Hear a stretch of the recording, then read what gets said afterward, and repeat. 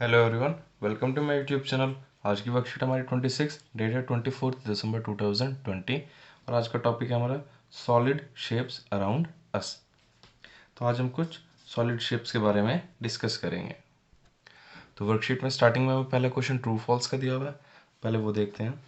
First question है the circle, square, triangle and rectangle are examples of plane figures. तो ये सारी 2D shapes हैं, तो ये सारे प्लेन फिगर्स हैं, तो इसका आंसर क्या हो जाएगा फर्स्ट का ट्रू। ऐसे second part, cylinder is a 2D figure and triangle is a 3D। तो ये इन्होंने उल्टा दिया हुआ है, सिलेंडर हमारे पास 3D फिगर है और ट्रायंगल होती है 2D फिगर, तो इसलिए इसका ऑप्शन क्या हो जाएगा फॉल्स। नेक्स्ट क्वेश्चन है in oblique sketch of solid the measurements are kept proportional. कि जो ऑब्लिक स्केच होती है उसमें मेजरमेंट प्रोपोर्शनल होती है, लेकिन ये फॉल्स है, उसमें मेजरमेंट प्रोपोर्शनल नहीं होती। Third, a solid shape with no vertex is sphere. Sphere आपको पता है कैसी, एक सर्कल की तरह होता है, इसमें कोई भी वर्टेक्स नहीं होता, तो ये क्या हो जाएगा ट्रू। स्फेयर कैसे होता है हमारा इस तरीके से, अब इसमें कहीं भी कोई भी ना एज है ना कोई भी वर्टेक्स है। लास्ट है the common portion of two adjacent faces of a cube is called edge. अब आपको क्यूब बनाना भी आता है, हमने एक क्वेश्चन भी था हमारी कि ये हो गया हमारा इस तरीके से क्यूब, ये ऐसा क्यूब बनता था। अब उसने कहा था common portion of two adjacent faces, इस फेस का और इस फेस का जो कॉमन पोर्शन है वो एज होता है, तो ये क्या हो जाएगा ट्रू। अब सेकंड क्वेश्चन हमें दिया हुआ है कि let's make a birthday cap using cardboard for your brother slash sister on his or her birthday, also prepare 3 small sizes gift box cubical shape. तो आपको पहले क्या करना है, एक बर्थडे कैप बनानी है। तो आपको पता है बर्थडे कैप की शेप की होती है एक कोन की शेप की, बर्थडे कैप की शेप क्या होता है एक कोन। तो फर्स्ट पार्ट जो हमें दिया है name the shape of the birthday cap, तो बर्थडे कैप की शेप क्या हो जाएगी यहाँ से, इसका नाम आ जाएगा कोन। सेकंड है and find the number of edges, vertices and faces of this cap. तो इस कोन में एजेस कितने होते हैं आपके पास, जीरो, इसमें कोई भी एज नहीं होता। वर्टेक्स कितने होंगे आपके पास, जीरो, इसमें भी कोई वर्टेक्स नहीं होता। और फेसेस की बात करें कितने फेसेस होंगे, वन फेस। कौन सा, जो हमारा ये नीचे सर्कुलर पार्ट होता है, ये इसका सिर्फ एक सिंगल फेस होता है। नेक्स्ट क्वेश्चन में हमें कहा गया ऑब्जर्व द क्यूबिकल बॉक्सेस। अब आपको इसमें 3 क्यूबिकल बॉक्स बनाने थे, और अभी आपको क्यूब बनाना भी आता है कि इस तरीके से आपको 3 क्यूबिकल बॉक्स बनाने हैं कार्डबोर्ड की हेल्प से। And put on the floor and tell the number of faces of each cubical box. हर एक क्यूबिकल बॉक्स के फेस बताने हैं। तो फेस कितने होते हैं क्यूबिकल बॉक्सेस में, 6 फेसेस होते हैं। अगर हम वर्टिसेस की बात करें और एजेस की बात करें तो कितने वर्टिसेस होते हैं इसमें, 8, और एजेस कितने होते हैं 12। ये हमने पिछले क्लास में भी डिस्कस किया था कि कैसे एजेस 12 होते हैं, 1 2 3 4, 4 ऊपर के फेस के, 4 नीचे के, 8 हो गए, 9 10, एक ये इधर का और एक ये इधर, इसलिए टोटल 12। वर्टिसेस 8 किस लिए, ये पॉइंट्स 1 2 3 4, 4 पॉइंट्स ऊपर है और 4 ही पॉइंट्स नीचे। तो अब हमसे कहा गया है कि तीनों अगर आप क्यूबिकल बॉक्स को एक साथ रख दोगे तो कौन सी शेप बन जाएगी। जब तीनों को एक साथ जोड़ के रख देंगे तो वो क्या बन जाएगा, एक क्यूबॉइड बन जाएगा। कौन सी शेप बन जाएगी, क्यूबॉइड की। नेक्स्ट क्वेश्चन आपको दिया है कि इस तरीके से आपकी एक बुक रखी है और उसके ऊपर एक बल्ब जल रहा है। अब हमसे कहा है जो शेडो होगी बल्ब की वजह से, जो इस बुक की शेडो आएगी वो शेडो किस शेप की बनेगी। तो किस शेप की बनेगी वो शेडो, वो भी एक क्यूबॉइड होगा।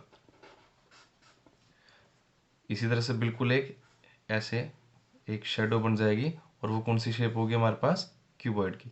लेकिन क्यूबॉइड तो हमें 3D शेप है, शेडो दिखाई देती है 2D शेप में। तो एक्चुअल जो बुक की शेप थी वो क्यूबॉइड थी, लेकिन जब हम बात करेंगे इस शेडो की शेप की तो वो कौन सी शेप बनेगी इस तरीके से, और ये शेप कौन सा, क्या नाम आ जाएगा इसका, रेक्टेंगल। ये हो जाएगी हमारी शेडो रेक्टेंगल। क्यूबॉइड क्या थी हमारी, बुक की शेप, और जब उसकी शेडो बनेगी तो वो क्या हो जाएगा, रेक्टेंगल।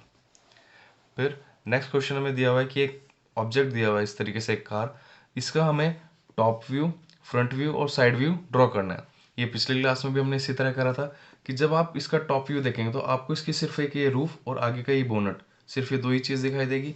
तो जब आपको इसका टॉप व्यू बनाना होगा तो ये ऊपर की ये रूफ और आगे का ये सिर्फ बोनट, क्योंकि जब आप इसे छत पे से देखेंगे तो आपको सिर्फ यही पार्ट्स दिखाई देगा, इसका टायर वगैरह कुछ भी दिखाई नहीं देंगे। जब आप इसे फ्रंट से देखेंगे तो फ्रंट से आपको इसका ये पूरा व्यू दिखाई देगा, ये सामने के ये इसकी विंडशील्ड और ये इसका आगे तक का ये पूरा बोनट, ये आपका फ्रंट व्यू में आ जाएगा। और साइड व्यू से जब आप इसे साइड से देखेंगे तो आपको ये इतना पार्ट यहाँ से इस तरीके से, जिसमें ये दोनों टायर्स भी इंक्लूड होंगे, ये पार्ट दिखाई देगा। अगर हम इसे अच्छी तरह ड्रॉ करें तो साइड व्यू में क्या आ जाएगा इसका,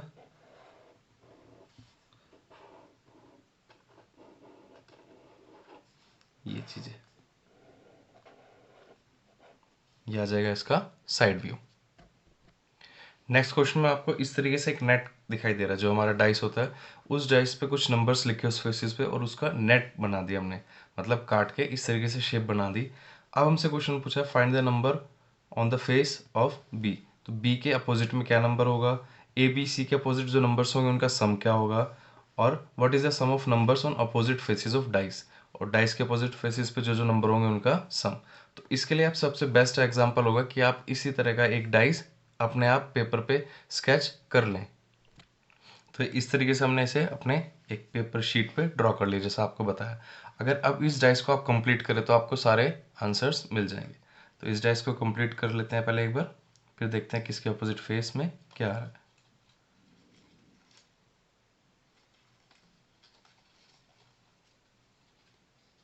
ये इस तरीके का आपके पास डाइस बन जाएगा। अगर आप देखें अब